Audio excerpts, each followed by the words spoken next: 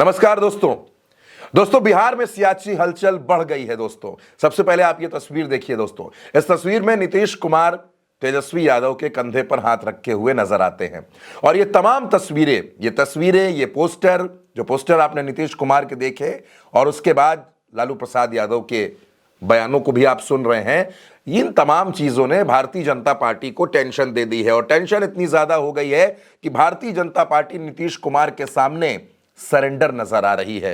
दोस्तों बिहार में 16 जनवरी को विधान परिषद की जो एक सीट का उपचुनाव है उसके नाम वापसी की आखिरी तारीख है, लेकिन उससे पहले ही भारतीय जनता पार्टी ने अपने हथियार डाल दिए हैं और विधान परिषद उपचुनाव की यह सीट जेडीयू के खाते में दे दी है और यह कह दिया है कि जेडीयू जिसको चाहे उसको प्रत्याशी बनाए, भारतीय जनता पार्टी उसका समर्थन करेगी। अभी तक खबरें यह थी कि भारतीय जनता पार्टी इस सीट पर खुद अपना प्रत्याशी उतारेगी, लेकिन नीतीश कुमार के तेवर देखकर, नीतीश कुमार की नाराजगी देखकर और नीतीश कुमार का दिल्ली आकर प्रधानमंत्री से ना मिलना, गृह मंत्री से ना मिलना, जेपी नड्डा से ना मिलना, यह भारतीय जनता पार्टी को यह बता गया कि नीतीश बाबू नाराज हैं।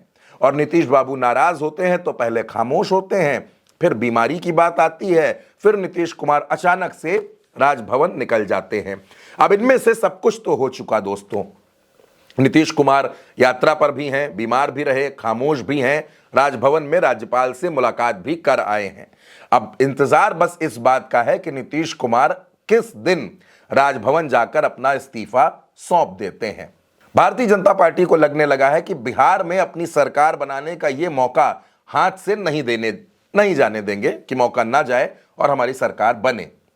इसके लिए नीतीश बाबू के चरणों में चाहे दंडवत होना पड़े, लेकिन भारतीय जनता पार्टी उसके लिए तैयार है। और अब विधान परिषद की वो सीट जिस पर उपचुनाव होना है, वो सीट जो आरजेडी के एमएलसी सुनील सिंह की सदस्यता खत्म होने के बाद जहां चुनाव हो रहा है, 23 जनवरी को जिसका नतीजा आएगा, उस सीट पर भारतीय जनता पार्टी ने अपनी दावेदारी ही छोड़ दी है। भारतीय जनता पार्टी वहां चुनाव नहीं लड़ेगी, जेडीयू के समर्थन में आ गई है।